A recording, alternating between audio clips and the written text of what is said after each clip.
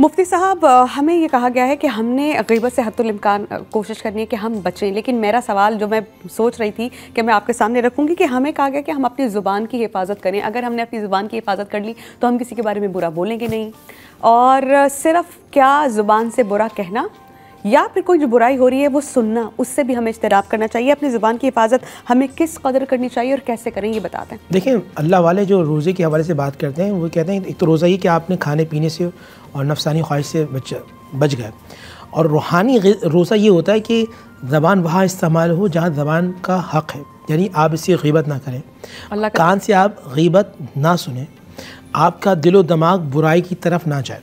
एक बात याद रखिएगा, वो अल्लाह के ख़ास बंदे होते हैं जो ग़ीबत से, चुगली से, हसद से, बुग़्ज़ से, अदावत से महफूज रहते हैं।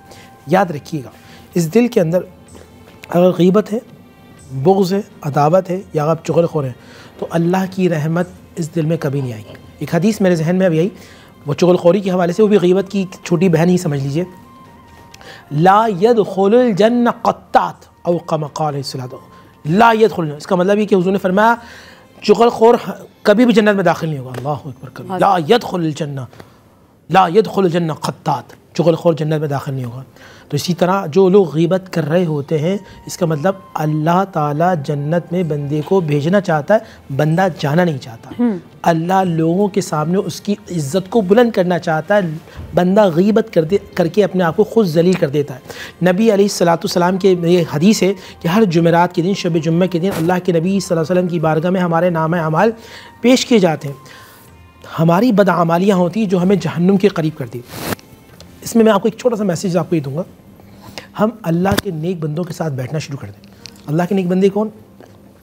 अभी जहन में रखिए, हमारे यहाँ नेक का कॉन्सेप्ट ये होता है कि जो सिर्फ नमाजी हो, जो सिर्फ रोज़ा रखता हो, जो सिर्फ ज़कात देता हो, ये पूरा दीन है।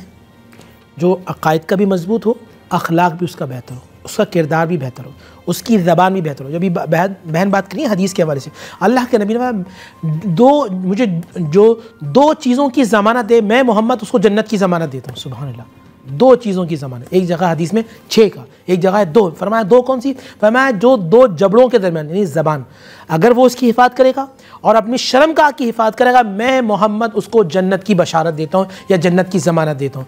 तो हमें कोशिश करनी है अपनी ज़बान को उस जगह इस्तेमाल करें कि जहाँ उसका हक़ है, यानी अल्लाह की तारीफ़ करें, और कान को ग़ीबत से, जहाँ ग़ीबत हो रही हो, सबसे बेहतरीन हल ये, आप उठ के वहाँ से चले जाएँ। आपा, मैं आपसे जानना चाह रही हूँ, बहुत से लोग किसी को इंसल्ट करने के लिए, तज़लील करने के लिए, उसका नाम ख़राब करने के लिए, उसको, उसकी इज़्ज़त को डैमेज करने के लिए सिर्फ इस टोह में लगे रहते हैं कि उसकी कोई इन्फॉर्मेशन, कोई वीकनेस, कोई पॉइंट हमें पता चले, फिर हम तशहीर करें उसके गुनाहों की लोगों में।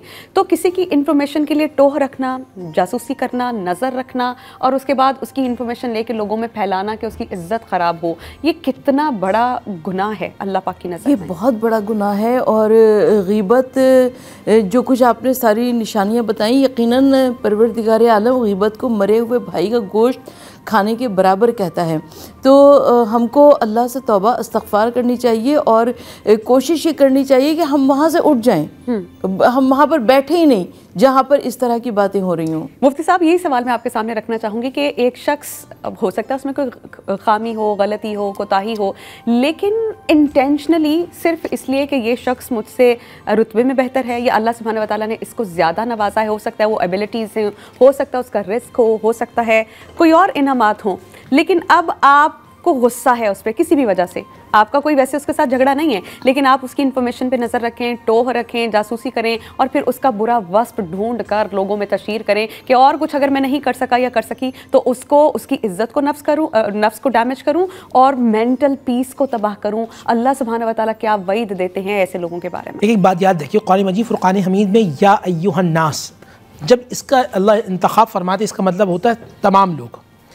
जब या अय्युहल लज़ीना आमनू अल्लाह कुरान में इस्तेमाल फरमाते, इसका मतलब होता है मेरे वाले, मेरे ख़ास, मेरे मोहम्मद सल्लल्लाहु अलैहि वसल्लम के प्यारे। तो कुरान में अल्लाह फरमाते या अय्युहल लज़ीना आमनू इज्तनिबू कसीरम मिन ज़नी, ए ईमान वालों किसी के बारे में बदगुमानी ना करो। आगे जाके फरमाया वला यग़दब, किसी की ग़ीबत ना करो। तो वो शख्स जो किसी की ग़ीबत को ढूंढता है, पहली बात तो ये ग़ीबत करना, ग़ीबत सुनना, ग़ीबत को आगे तरदीब देना, इसी तरह बुराई को तलाश करना, ये हराम है। अल्लाह ने कुरान में इसको वाज़ेह तौर पे मना फरमाया। अगर कोई शख्स गीबत करता है, आज मिसाल के तौर पे मिसाल दे रहा हूँ, आज शब कदर है, मिसाल दे रहा हूँ, 27वीं है, 23वीं है, 25वीं है, ऐसा शख्स जो गीबत तलाश करता है, रात भर मिसाल के तौर पे मोबाइल में लगा रहता है कि किसी की कोई गीबत तलाश कर लूँ, और वो उठ के फिर नमाज भी पढ़ लेता है, रोज़ा भी रख लेता है, और फिर कुरान की तिलावत भी करता है, कल क़यामत में उसका पढ़ा हुआ कुरान, उसकी नमाज, उसकी तिलावत अल्लाह मुँह पे मार देंगे कि तुम मेरे बंदों को जलील क्यों करते थे, इज़्ज़त देने वाला मैं, ज़िल्लत देने वाला मैं हूँ। तो अगर आप किसी की कोताहियाँ तलाश करते हैं तो इसका मतलब अल्लाह से आप दूर हैं और अल्लाह आपसे दूर है। अगर आप हमारी बातें सुन रहे हैं, हम सब मिलकर तौबा करते हैं कि अल्लाह ताला हमें ऐसे गुनाह से बचने की तौफीक अता फरमाए। किसी की ग़ीबत करके डायरेक्टली, इनडायरेक्टली, इंटेंशनली हम किसी की इज़्ज़त ख़राब कर रहे होते हैं। उम्मुल मोमिनीन हज़रत आयशा रज़ी अल्लाह ताला अन्हा ने नबी करीम सल्लल्लाहु अलैहि वसल्लम का इरशाद नकल फरमाया और कहा कि अल्लाह के यहाँ बदतरीन गुनाह किसी मुसलमान की इज़्ज़त से खेलना है। फिर आपने ये आयत तलावत फरमाई। आयत क्या थी? सूरह अहज़ाब की आयत कि जो लोग मोमिन मर्दों और औरतों को बेकसूर अजियत देते हैं उन्होंने एक बड़े बहतान और सरीह गुनाह का वबाल अपने सर ले लिया है। तो जिन्होंने बहतान किया, अपने सर गुनाह ले लिया, तो अल्लाह सुब्हानहू व तआला तो फिर इन द एंड पूछेंगे ज़रूर कि आपने ये क्या किया, क्यों किया, और जब तक हिसाब चुकता नहीं होगा आप क्लियर नहीं होंगे अल्लाह के यहाँ से।